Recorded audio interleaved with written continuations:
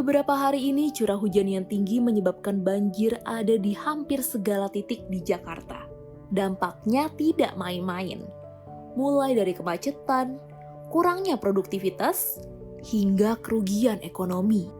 Rupanya, faktor penyebab banjir ini bukan hanya curah hujan yang tinggi, melainkan muka tanah Jakarta yang terus alami penurunan dari tahun ke tahun. Kondisi ini diperparah dengan masifnya penggunaan air tanah oleh masyarakat. Hingga saat ini, baru sekitar 80% warga Jakarta yang beralih ke air perpipaan. Menyikapi hal tersebut, Pam Jaya terus berinovasi. BUMD milik pemerintah Provinsi DKI Jakarta ini berkomitmen membangun kepercayaan publik dengan menyediakan layanan air perpipaan yang tidak hanya mengalir, tetapi juga layak minum. Targetnya ambisius. Pada 2029, 100% air pipa di Jakarta sudah mencapai standar layak minum. Tentu dalam perjalanannya banyak tantangan besar menghadang. Bukan hanya bakteri E. coli yang masih merajalela, tetapi Direktur Utama Pamjaya Arif Nasruddin mengaku, infrastruktur pipa tua yang kotor dan rawan bocor jadi kendala utamanya.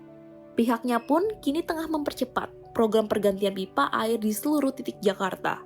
Dimulai dari 3 kecamatan padat penduduk seperti Kebayoran Lama, Pesanggerahan, dan Bintaro, proyek ini pun merambah ke Jakarta Timur dan Utara, dengan fokus saat ini di wilayah Marunda, Manggarai, dan Tebet.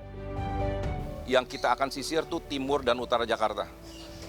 Itu masih masif dan itu sampai nanti Merunda harus saya selesaikan, ada sekitar 27.000 atau 30.000 KK yang harus kita selesaikan gitu ya. Kemudian di beberapa daerah di timur mulai kita sisir brownfield-nya Manggarai, Tebet gitu ya, yang di antara bergeseran antara pusat sama kemudian timur Jakarta. Karena di sana sudah ada sumber air kita dari Buaran 3 dan kemudian dari WTJJ yang kemudian kita bangun bersama Kementerian PU di Bekasi.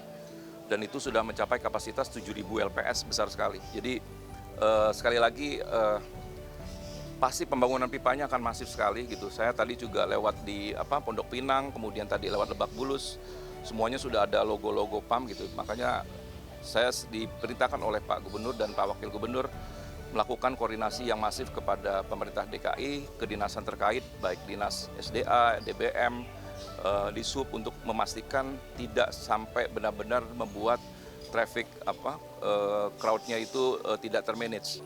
Saat ini sudah mencakup 80,24%, sebenarnya sudah naik di angka 80,5%. Jadi seperti Pak Gubernur instruksikan, semaksimal mungkin kami, tim Pamjaya bisa di akhir tahun 2026 mencapai 90%. Tolong dukungan, support, dan doanya. Karena sekali lagi, kalian juga pastinya akan berdampak karena pembangunan pipa tahun ini mencapai 1.000 km. Terkait pengerjaan fisik di lapangan, Arif memastikan koordinasi ketat telah dilakukan dengan pemerintah DKI Jakarta, Dinas SDA, Dinas Bina Marga, hingga Dinas Perhubungan guna meminimalisir dampak kemacetan akibat konstruksi. Menariknya, percepatan program ini diklaim tidak akan membebani APBD. Melalui strategi creative financing dan kerjasama bisnis to bisnis, Pamjaya menggandeng berbagai mitra strategis untuk mendanai proyek raksasa ini. Upaya ini pun mendapatkan respon positif dari pemerintah Provinsi Jakarta. Wakil Gubernur Jakarta, Rano Karno menyebut, diharapkan upaya ini dapat efektif mengatasi banjir tahunan yang kerap melanda Jakarta. Saya minta kepada PDAM, harus adil kita. Artinya Bapak Ibu sekalian, hari ini memang tugas mereka sosialisasi, tapi kami tidak memaksa. Kalau memang mau ikut, minimal saya yang pernah tinggal di sini, saya harus memikirkan masyarakat ini. Yuk ada kesempatan untuk air. Sama juga mungkin insya Allah Pak RW kita akan melanjutkan sodetan sungai itu sudah di plotting dari dinas badai air. Itu bagian yang memang harus kita pikirkan. Ya, akselerasi ini menegaskan komitmen Pamjaya untuk memberikan kualitas terbaik air perpipaan di Jakarta. Tentu tujuannya lebih besar daripada menjaga Jakarta dari ancaman tenggelam, tetapi juga masyarakat Jakarta yang lebih sehat dan bahagia.